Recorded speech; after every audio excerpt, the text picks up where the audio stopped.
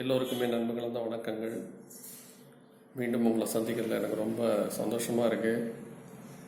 நான் ஏற்கனவே சொன்ன மாதிரி எனக்கு பிடிச்சதை, நான் ரசித்ததை, நான் அனுபவித்ததை, நான் அவஸ்தைப்பட்டதை, நான் படித்ததை உங்களோட அடிக்கடி ஷேர் பண்ணிக்கிறதுல எனக்கு சந்தோஷமாக இருக்குது. என் நண்பரும் விஜய் சொல்வது போல் நமக்கு மனசுக்கு பிடிச்சதை அட்லீஸ்ட் 1 மணி நேரமாவது பண்ண ட்ரை பண்ணணும். அப்போ தான் மிச்சம் 23 மணி நேரம் நம்மளால் மகிழ்ச்சியாக இருக்க முடியும். இன்றைக்கி நம்ம இந்த சாப்பாட்டு ராமன் என்கிற வார்த்தையை பற்றி பார்ப்போம். இந்த சாப்பாட்டு ராமன்கிறது ஏதாவது ஒரு ஆண்மகன் நிறைய சாப்பிடுவோன்னா அதிகமாக சாப்பிட்றவன சாப்பாட்டு ராமன் சொல்லுவாங்க. இதோட எதனால் இந்த மாதிரி ஒரு அடைமொழி ராமபிரானுக்கு வந்ததுன்னா, ராவணவதத்தை முடித்து திரும்பி வரும்போது பரத்வாஜ முனிவரை சந்திக்கிறாரு.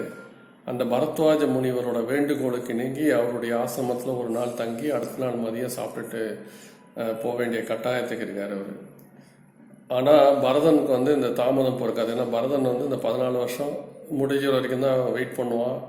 அதுக்கப்புறம் அவன் தீப்புகுவான் அப்படிங்கிற மாதிரி அவருக்கு தெரியும். அதனால அனுமனை அனுப்புகிறாரு. இந்த மாதிரி நான் வந்துட்டேன், இங்கே இருக்கேன் அப்படின்னு சொல்லி அனுப்புகிறாரு. இந்த மாதிரி ஒரு முக்கியமான தருணத்தில் சாப்பாட்டை அதை விட முக்கியமாக நினச்சதுனால அவர் சாப்பாட்டு ராமனுங்கிற ஒரு வேடிக்கையான கதை ஒன்று சொல்லுவாங்க. ஆனால் என்னை பொறுத்த வரைக்கும் என்னென்னா, அவர் நம்ம சாப்பாட்டு ராமன்னா நம்ம லிட்ரலாக சாப்பாடை பற்றி எடுத்துக்கக்கூடாது. அது தப்பு. அது நாம் செய்யும் பாவங்களை சாப்பிடுபவர். எதனால் இதை சொல்கிறேன்னா, ஏற்கனவே பார்த்துருக்கோம்.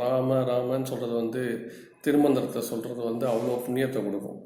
அவ்வளோ புண்ணியத்தை கொடுக்கக்கூடிய திருமந்திரம் பாவங்களை சாப்பிட்றதுல ஒன்றும் ஆச்சரியம் கிடையாது.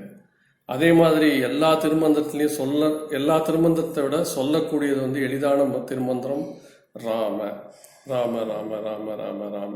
ஏன்னா பரமேஸ்வரனே அதை 3 தடவை சொல்லியிருக்காரு. சகஸ்ரநாமத்தில் வருது. அதனால் அந்த மாதிரி சொல்லும்போது நம்முடைய பாவங்களை போயிடுறதுங்கிறது இங்கே சாப்பிட்றதுன்னு எடுத்துக்கலாம். ஸோ அதனால் நம்முடைய பாவங்களை சாப்பிடுவதால் அவர் சாப்பாட்டு ராமன், அப்படி தான் நம்ம எடுத்துக்கணும். ஸோ ஏற்கனவே நான் சொல்கிறது போல் இந்த மாதிரி நல்ல விஷயங்களை நம்ம அடிக்கடி எல்லார்கிட்டையும் பகிர்ந்துப்போம். நல்லதையே பேசுவோம், நல்லதையே செய்வோம், நல்லதையே பார்ப்போம். அதே மாதிரி நான் சொல்கிறதுல ஏதாவது தப்பு இருந்ததுன்னா நிச்சயமாக தெரியப்படுத்துங்க. நாங்கள் திருத்திக்கிறோம். ஏன்னா திருத்திக்கணும்.